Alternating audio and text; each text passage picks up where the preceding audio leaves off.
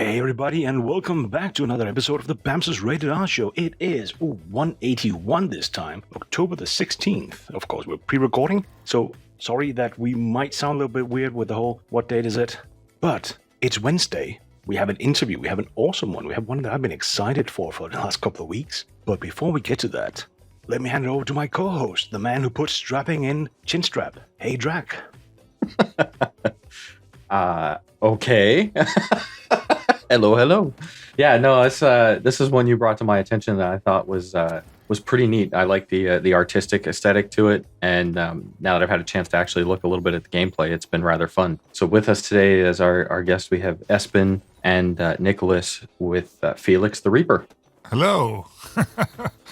And you can only hear me actually because Nicholas is just fiddling with the sound. Okay. So for the folks at home that'll be listening to this, why don't you tell them a little bit? Give us the elevator pitch or the intro to the game so that they know. I mean, there'll be some video running in the background that they can watch if they're looking at it online. But for those listening audio-wise, tell them a little bit about what the game is. Yeah, sure.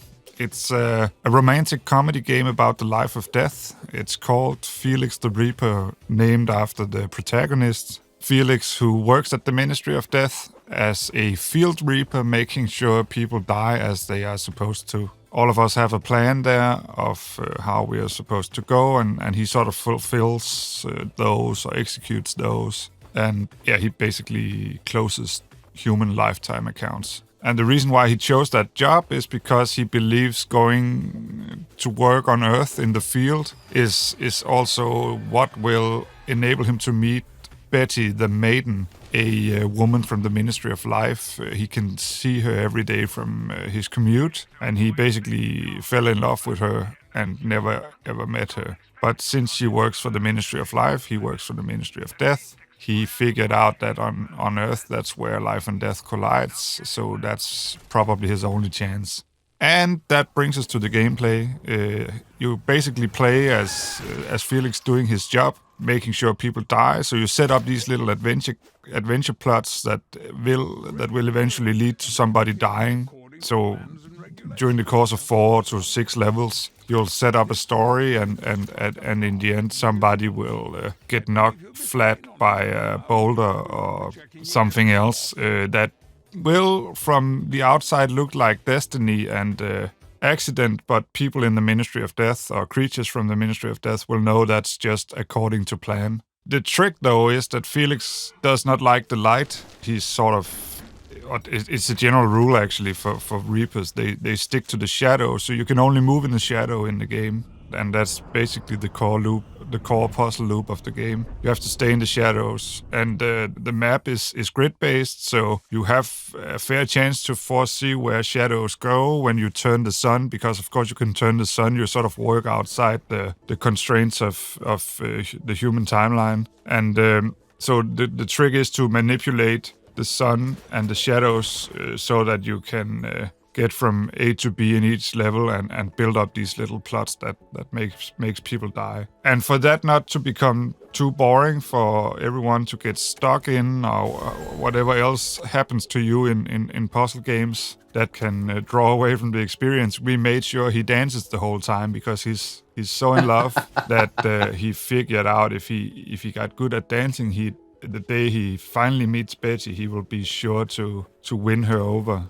So he's dancing the whole time. It's easier to go find a video online if you're not already there to see what I mean, but that's basically it. And yeah, there's a lot to unpack here, but it's the whole thing is basically a play on the art history of death, where you have the death dance, you have Death and the Maiden as two of the core motifs of this genre, and we sort of play around with that, much like Grim Fandango did. Almost every other artwork having to do with death basically paraphrases that art vein, or whatever you want to call it. So we're looking at something centered around La Danse Macabre, but exactly in a typical puzzler playing with light and darkness, where you shift the environment around to make it work for you. Exactly. That's pretty much it. So how much going with, as you said, the Dance of Death, the La Danse Macabre, that Toten das Mädchen, I think that's typical in particularly German medieval themes. Yeah. Yeah. How much of that will we see in the game? I mean, okay, you're in Aarhus, I happen to know. Glyptoteket in Copenhagen has a really nice, the Death and the Maiden sculpture from early 1900s that I quite like. Are we going to see any of those old motifs, old classic sculptures and paintings? Yeah, is this the one where it's by that female sculpture? I forgot the name. Marie, something, yeah. The completely white death in white standing behind her. Yes. Yes, it's in the intro. Yeah, it's really well made, and it's just the way that it's done completely white. I quite like that. There's no, a lot of them are done really dark, and death is done really dark. But this one, yeah, it's it's light because it's not a negative thing. It's just a thing. Yeah, but if we're talking about the same sculpture, it's in the game's intro. Oh, okay. I did not know that. It's in front of the Ministry of Death. There's a giant sculpture. It's a bit bigger in the game than in Copenhagen, but we took the liberty to interpret it. Oh, nice. So we're going to see some of these. That one is modern, but a lot of medieval content as well, or are we keeping it modern? No. He's been assigned to the medieval, the European medieval, and New York in the 1980s. So you get around a bit. That's the two eras he worked in. So a lot of the medieval stuff, most of it actually is inspired by Bruegel the Elder, who has a lot of very crowded, colorful Bosch-ish pictures, and it's also you can also find a lot of hints at Bosch there too. Those are the main things. Then there's a lot of playing around with stuff like Memento Mori, Remember You Shall Die motifs, and Still Leben, where you see things in decay. So a lot of the animals and maybe especially the animals, but also some of the humans, they look like they're already dead, sort of. They are both very cute, and then you can see their ribs through the holes in their skin, so it's a little bizarre. Oh, okay. But it's a nice genre to play around with, basically. And the artist Mikkel Maldesen has had a lot of fun with that, and I hope it comes true. I must say, going from medieval and then to the 80s New York, that's a bit of a jump, but I can see some parallels. I'm not sure.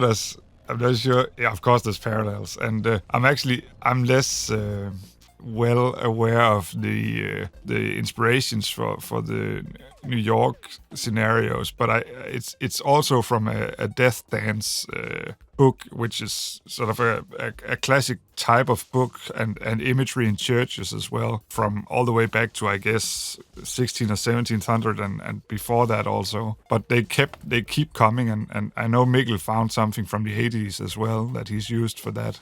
Yeah, I thought it was interesting. I saw that on some of the stuff I was reading up on, some of the inspirations listed were of course, some of the artwork that was in medieval Europe, as well as I think it was a French poet or something that inspired that. Going back to more modern times, I would say that the first thing that came to mind for me was, I don't know if you ever watched any of the Final Destination movies. I didn't, but I know there's a lot of people in the team who's gone over these things. So I'm pretty sure, even if I don't know and don't notice it, there's hints to a lot of stuff in there. Oh yeah, it was the whole thing about how, as you play through the levels, you're setting up, the final outcome for, as you said, the life contract. Yeah. Those movies, they center around a Reaper that you don't really see, but these things just keep happening because somebody was supposed to have died in a certain way and didn't, and so now death is trying to make them die again. Yeah. Because there's a plan that needs to be fulfilled, one way or the other. Yeah, and actually, I'm embarrassed to say I keep not watching them, but people keep telling me that our game is about it. So that kind of thing apparently happens. But one day I'll get around to it for sure. Don't feel sad. I haven't even watched it myself. So I guess how many people are on the development team then? Yeah, it kind of depends on when you ask, and when you asked, maybe, because we started 8 years back.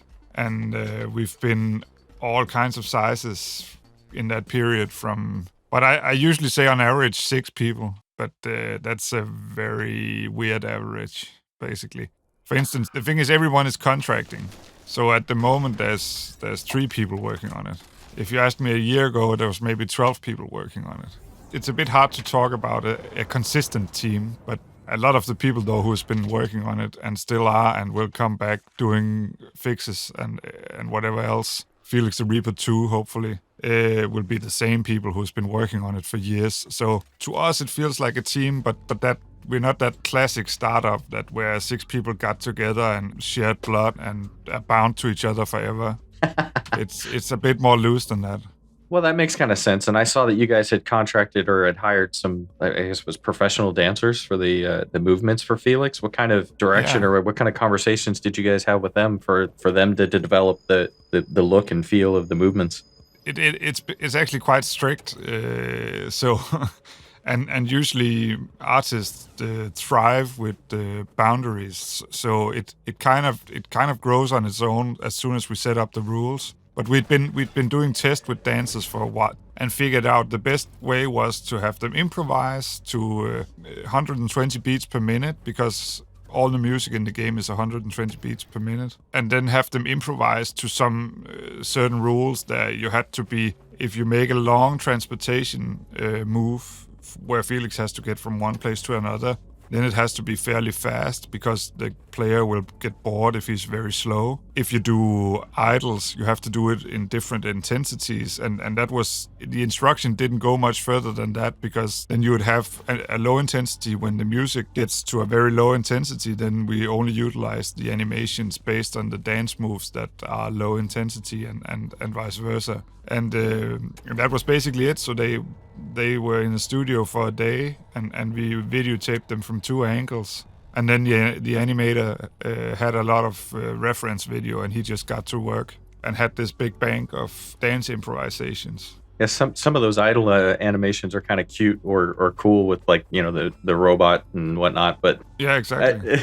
Then the one where he's just sitting there shaking his butt and it's boom, boom. It's kind of hilarious. That's on Nicholas, the boom, boom. They're talking about the butt sound for Felix.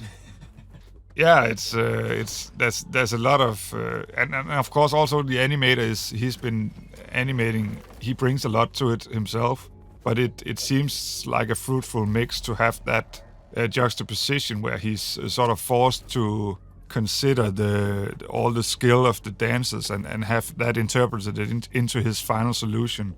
So instead of going with motion capture and just making the animator do cleanup, we hopefully get the best of the dancers and the best of the animator, and in the end, both parties are happy. Now, don't think we are going to ignore that you just said Felix the Reaper 2, but before jumping back to that... that was more like I hoped for it. You heard it here first, people. It's been confirmed. Sorry.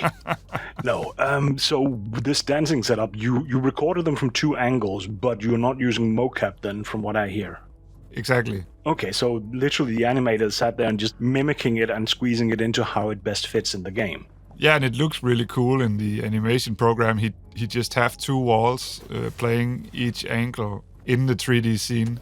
So it kind of looks like Felix is when the animations were developed, it looks like Felix is in a physical dance studio learning the moves from the dancers. Nice. It's just a coincidence, but since it's 3D, that's actually how it works. That's kind of cool. Yeah, I felt that was. I think it's also been a strain on the animator to not have complete freedom, but sometimes constraints makes for something new. Well, I usually find I'm not in the graphics department, but I used to be a programmer, and having constraints just means you have to flex some different creativity. Hopefully. Well, and I think he's managed to do that too, because I think he did a really good job of translating what was on film to animating the character. But then there's also things with like him spinning his head around and stuff like that the character does. So that was kind of neat. Well, on that one, it sort of looks a little bit like the only reason Felix has a head, or that it stays on, is because of his earphones. Like the cable seems to hold his head on. Yeah, and I'm not arguing against that. There's not a clever backstory there, though, other than he's only bones, right, and dress. So I guess that's how it works for skeletons. Well, that makes me a bit sad. Because I'm looking at him dance as somebody who's not skin and bones himself. Like, put it that way, it's a little bit choppy a little bit choppy. Yeah, and I'm not sure fat skeletons is basically not a thing. But if you decide it is in your fantasy world, then it is suddenly. Yeah, you get to do whatever you want in your world. But seeing this slightly chubby skeleton dancing around, it makes me glad. I mean, I wish I could dance like him because it looks cute and it looks nice. Oh, that's cool. The artist, the lead artist, Mikkel, grew... Initially, he was skinny and tall, and he just grew very tired of that. And then decided, why not just make him round? And everybody was like, yeah, it seems to work. I just got to jump back to this chubby skeleton thing. He's not chubby. He's big boned. You're right. I didn't consider that one. I should have. But yeah, you coined it. But no, I like him. I guess that's what attracted me to him the first time. I saw, last year at Gamescom, you had a nice little booth and just going, that looks fun. Nice chubby fella like me dancing. And then, yeah, it's death, so sure, why not? Yeah, I hope it has, at least to me, it has some of the charm of Strictly Come Dancing, the TV show where somebody you don't expect to dance well suddenly does, and everybody is happy for it, basically.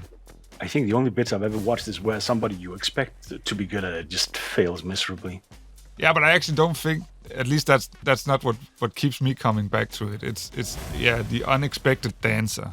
I can't even watch the bad ones. I have to go away, and my wife will signal. I'm also holding my ears because I hate it when people fail on TV.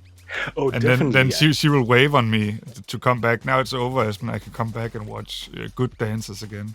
It's just, I guess when I catch it is because it's on some website where somebody goes, "Ooh, look at this guy," and you play and you go, "No, I don't want to watch it." But yeah, that was funny. But yeah, we actually got a sort of a trailer gimmick going where Felix is practicing and he's failing miserably. So we have some fails, not in the game because at that time he got good, but we got a trailer at the moment. It's more like a trailer divided into all the fails, trying to learn a certain routine, and then eventually he learns it. Well, I guess from the time scope you said, he has, 300-400 years to learn to dance, so... Exactly. And he's been procrastinating because he's been telling himself, I have to be very good at dancing before I try to meet up with Betty. So he basically got very, very, very good at dancing because he's been doing that for way too long, putting off, the final meetup. But if you get to play the game, maybe there's some revelation in that regard at some point. Well, that reminds me of something I like to ask folks sometimes about, during the development of the game, especially with the animation. Did you guys run into any kind of weird or crazy bugs that were just kind of hysterical when you actually watched it go through? Yeah, I don't know. It's still more, I wouldn't say traumatic because we're just making a computer game, but I think the whole issue of doing stuff in the animation program Maya and having it work in Unity, the game engine has been shitty all along. At some point, Jakob, one of the programmers, he just made a joke about it and put in a fish instead of Felix, so it was just a fish floating around. And it was perfect. It didn't have any flaws because it was just like a still object floating. But with Felix, who has to move and dance and do stuff and has headphones and all kinds of shit that can break in his model, then he just switched him out and used the fish and everything was working. We will show some footage from that one day. It's beautiful. Nice little takeout reel. That would be nice. But talking about, we touched with the dancing, and you said all the music is running at 120 beat. But what kind of music are we talking about? 1980s New York. That's just after disco, I guess. So yeah, we took our liberties with that. For some reason, Felix accidentally liked upcoming indie artists from Denmark. And he works sort of across time, and so that's what he picked up on. And you can always there's like I think there's 12 different tracks in the game of 13 and 11 artists. And there's a player in the side menu, so you can always switch it around. And if you don't care for that one track that was automatically chosen for you in that level, because he wears a Walkman, and you can basically switch tracks on his Walkman. So we've gone quite a long way to make make the musicians very present in the game. So they also you can read about them in that menu and see a picture and they have actually we asked them to be themselves, not try to be New York 1980s or medieval. Just do something you feel is your musical brand or whatever, and do a death dance music within your sound. That also makes for a soundtrack that is all over the place. But we just did the soundtrack, and Nicholas, who's here with me, arranged all the different tracks into final tracks, and actually it plays fairly well, even though some of it is folk music, some of it is quite acidy jazz, some of it is sort of funky 1980s stuff, and we have very dark electronics and something that is basically almost noise dance music. I have a hard time categorizing all the weirdness, but the soundtrack is actually pretty tight when you listen to it. Amazingly, I didn't expect it to be. Ooh, then I have to ask, just on behalf of all audio nerds, no, audio and game nerds, are we expecting a vinyl release as well? Nicholas, are we expecting a vinyl release? Hopefully, he says. We were talking about it, but we never got around to. We just finalized it. It's just been mastered. The soundtrack itself for download for now, and hopefully streaming as well. But yeah, let's see. But it's keeping that, they've been instructed to keep that theme of death, the dance, danse macabre, etc. Yeah, but it sounds very different to different musicians. Oh, I could imagine. I mean, I was half fearing that you would go LOC and something baroque. That could be awkward. Yeah, it could. But we didn't. But then this is all existing artists, and people can find them if they want to hear more. Exactly, yes. That's a good way of approaching it. I think all of them has published something, except for one, but he's a very nice composer. But he was, like, when we started out doing the game, he was our first fan, we used to call him, on Facebook. He's called Mikkel. And then at one day he just wrote us that he did music for fun, if he could make something for the game, and we were like, yeah, whatever, let's just see what he can do. And then he's like the guy who can write the most hit-like music and never got the chance anywhere. And today he's a doctor, because we've been in production so long that he became a doctor. That's well, yeah, you did say 8 years, didn't you? But he still made a track for the final game. That's good. And it's pretty nice. But yeah, if you said 8 years, that's a long time to have the game in development. Yeah, it's not like we've been working every day for 8 years. It's been running out of money and laying low because we were talking to publishers, and we did another game and then another game and stuff like that. So, but we've been working on it pretty consistently for the past 4 years. Well, let's try and touch a little bit on that, because Kong Orange, the company, it isn't a typical studio from what I can tell. I was trying to read up on what you've done, but you're more in the line of a production company.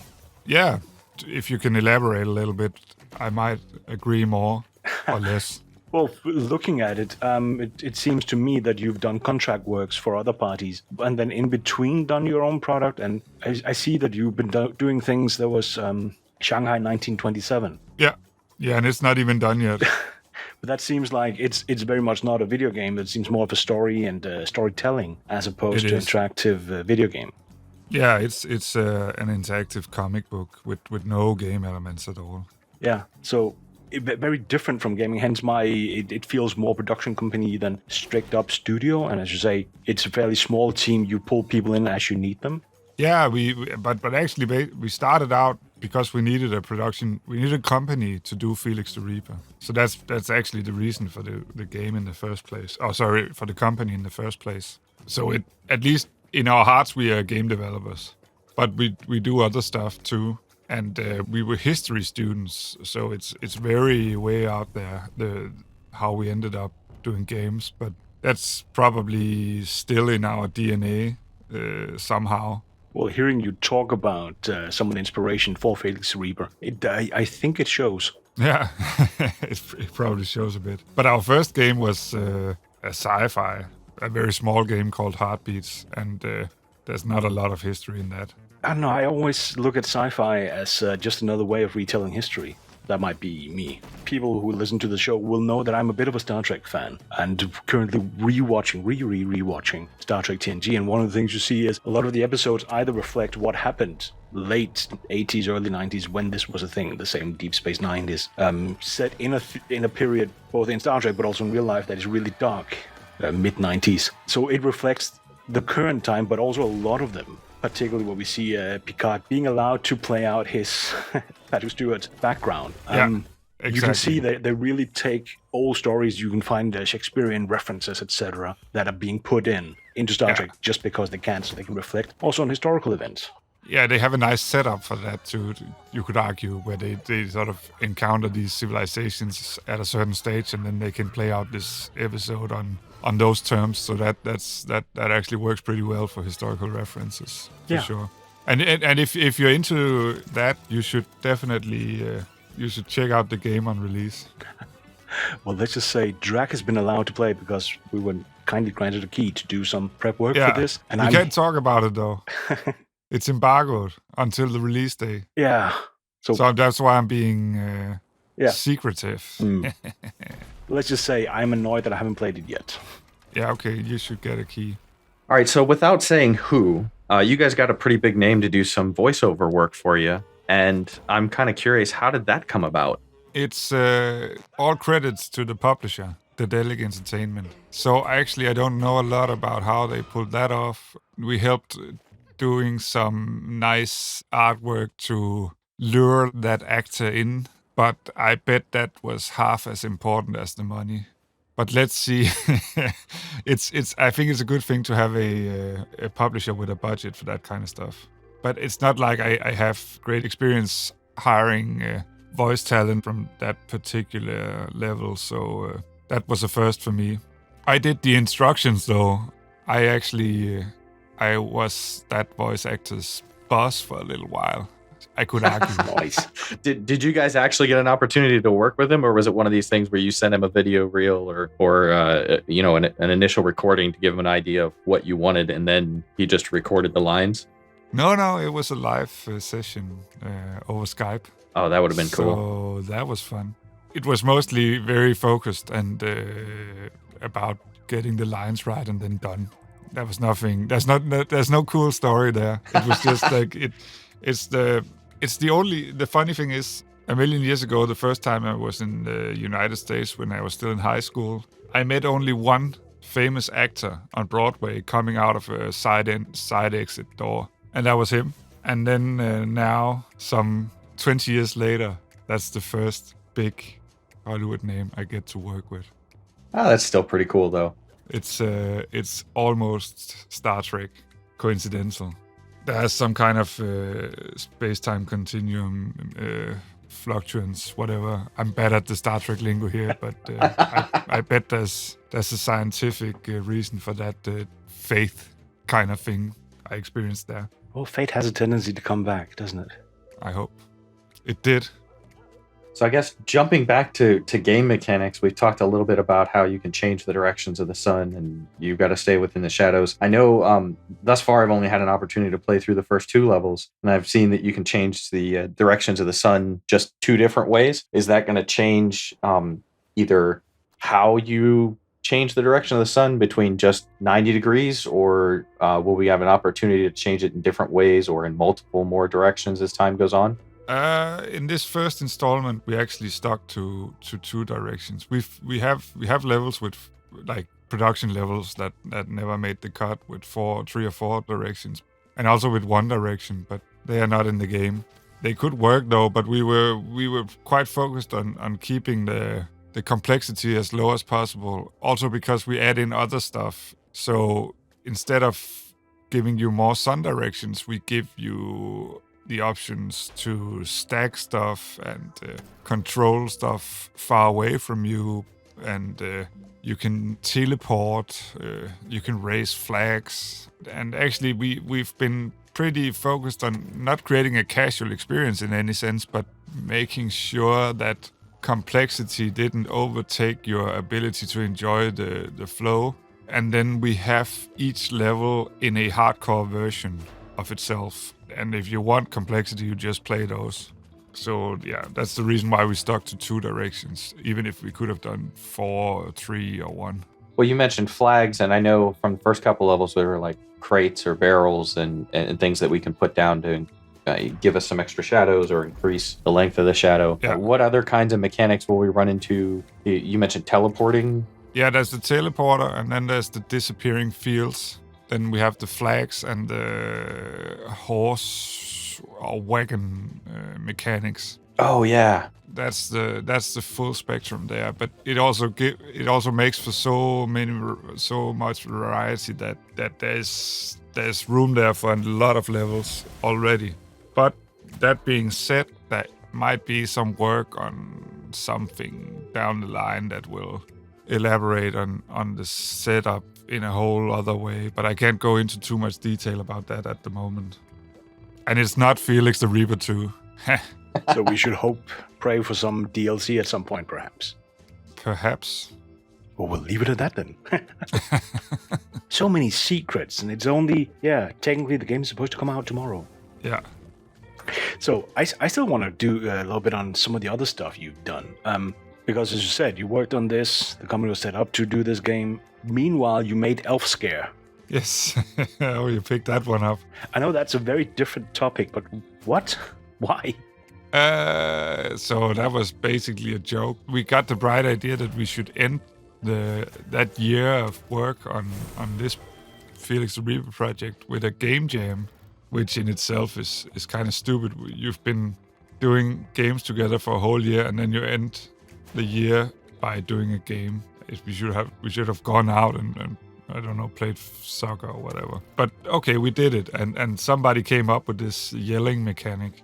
And so that became a game that it's made in 2 days, and then we decided to publish it. And it, as you probably noticed, I said our first game, and I didn't mention this one because it's so much. But it is actually our first game. It's made in 2 days plus maybe half a day of polish before release. And just to clarify, because it won't be showing on the YouTube, I guess. There's a nice trailer of people yelling. Yeah, but that's what it is. You have to scare some elves, Yep. Christmas elves, off a bridge because Christmas keeps coming earlier and earlier, and you're just standing in public screaming at your phone. Exactly, yeah.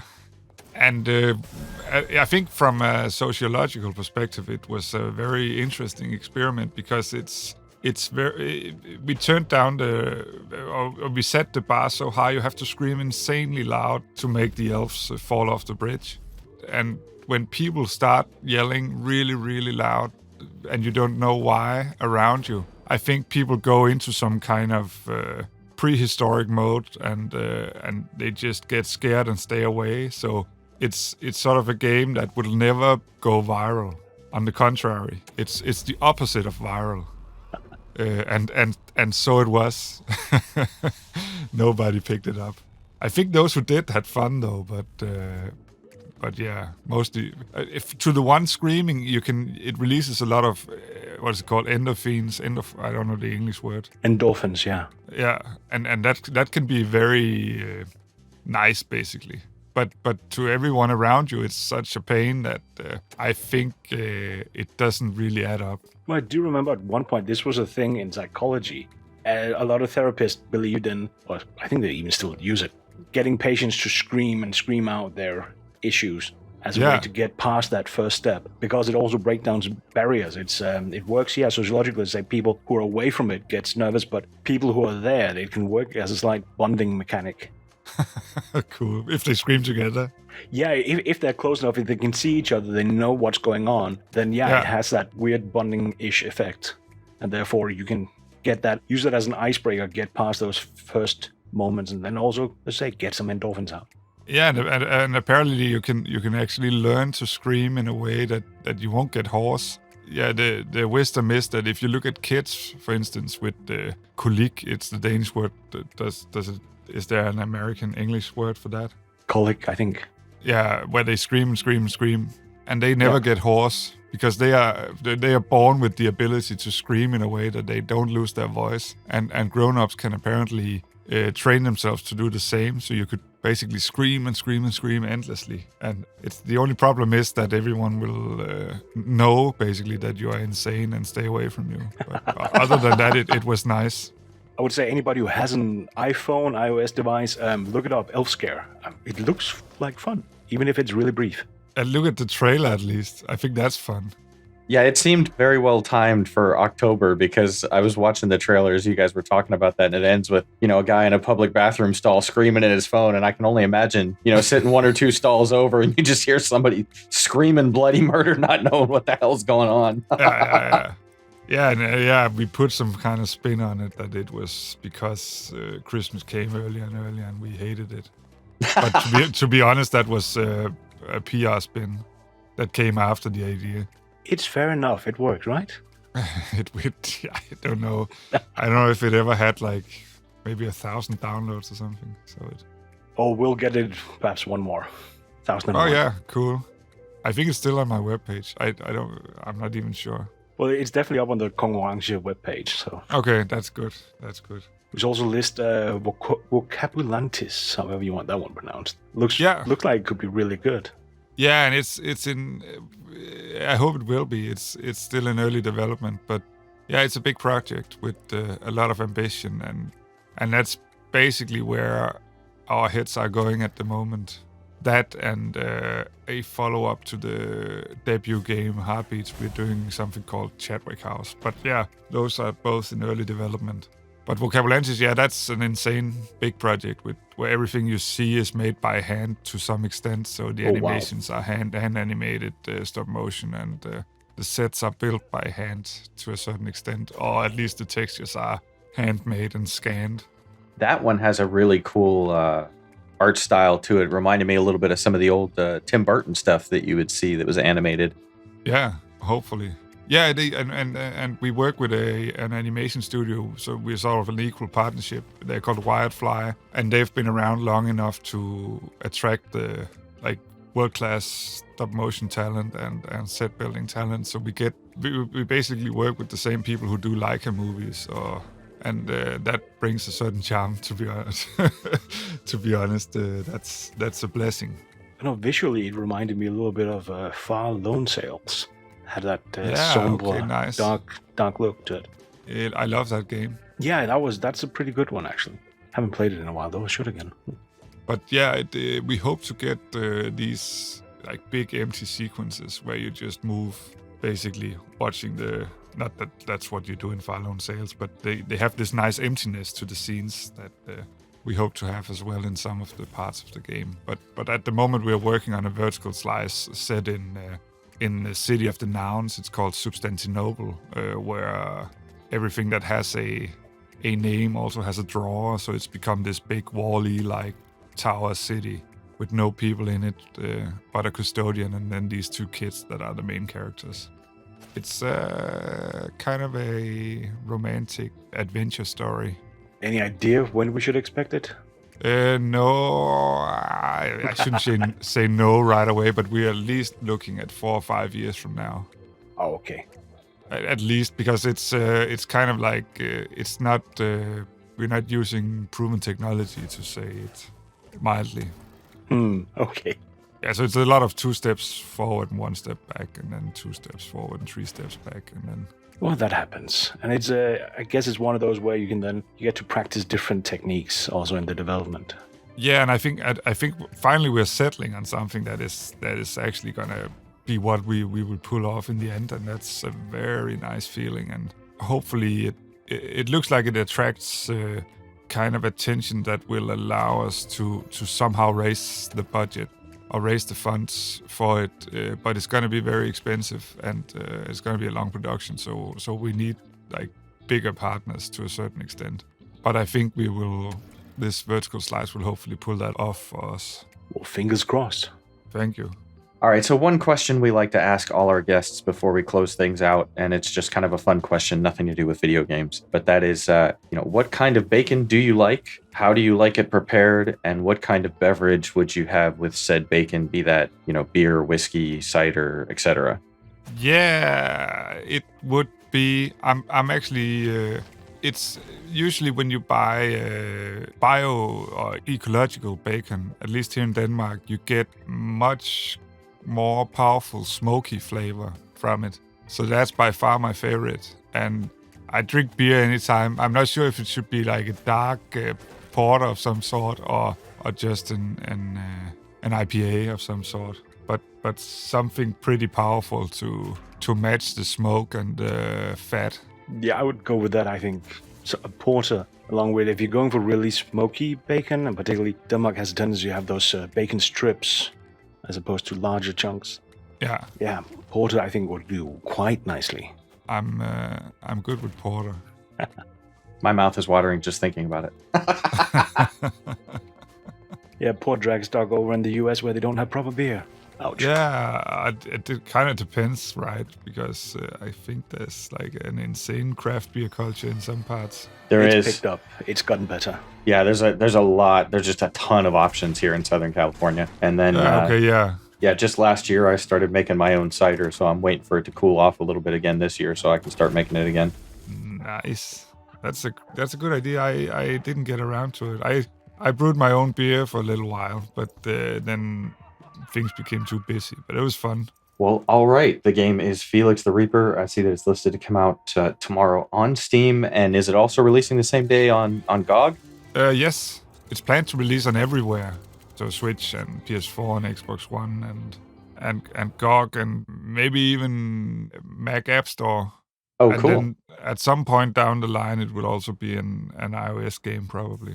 I can see that working pretty well as a mobile game. Yeah. It should, because it came about as a mobile game. No, and I know now I'm going to put my hand into the oven or whatever. I think it plays very well on console and PC, but it also plays well on touch. It's hopefully one of those games where people can accept that it's supposed to be all over. That's how we think it, at least. I think people have gotten better with that. It might be because we're older and people we talk to might be a little bit older, but I think, except for Drag, everybody's okay with the concept of games being designed to work across all platforms, as opposed to designed for one and then ported over. Yeah, it's always it's dangerous to get that brand, at least, that you're just a port from something that was not supposed to be here, kind of brand. Yeah. But it doesn't feel that way to me, at least. And when you hand people who doesn't know the backstory a Switch controller, for instance, and they play it, they don't seem to think that it's supposed to come from somewhere else. And when you give them a mouse to play with, they usually accept that also as the primary design target. And if you give them a touch game, they tend to think. But of course, now you're talking to the developer who also hopes that's the way it is. But I think there's a certain truth to it, at least. Let's see how people react. Well, I would just like to say thank you guys for coming on the show, because we greatly appreciate it. Had a lot of fun talking to you. I've had some fun playing the game so far. I'll be playing a little bit more this weekend to record footage for our upcoming episode that'll be out on Wednesday. So thank you very much. Thank you. Thank you a lot. And definitely from me, it looks really nice. I like the style. I can't pin what the style is. I was fully expecting either Nordic comic style, the new modern one, or something old like Valhalla. But it isn't. I can't say that it's this visual style, but it works. And I love, as I said, chubby Felix dancing looks just awesome. Cool. I think if the inspirations is Miyazaki and Adventure Time. Okay, I can see the Miyazaki. Yeah. I think I could see a little bit of the Adventure Time too, with some of the other characters that you see in there. The dead eyes and the no fingers and stuff. But it seems like an awesome game. I think everybody who's been following have been waiting since at least last year for it. So, except that one guy who apparently been waiting 8 years and started making music for it, and now is Doctor. Yeah. But all the best on tomorrow with the game release, and I can see you have a little event also at Train in Aarhus. Yes, you are most welcome. Yeah, I checked. There are flights from Charleroi up to Aarhus, but they're really expensive. Send a friend. Yeah, back when I lived, I would have taken the train down from Aalborg, my old town. From Brussels, it's a little bit too far. I can respect that. But I listened to, you put out a link to some of the music that might be playing. It sounds, dark, but pretty good. So anybody anybody who listens to this, I check, we don't have any listeners in Aarhus, at least not that I can see. But if anybody can get to Aarhus to train, I think this is going to be an interesting event. Definitely do it. It's going to be fun. And to everybody else, if you're listening now on the 16th, go wishlist. If you're listening on the 17th or later, go buy this game on your preferred platform. Yeah, I can approve that message. Espen, it's been awesome. Thank you for coming on, as Drax says. And to everybody else, yeah, go buy the game. Ciao. Adios. Bye.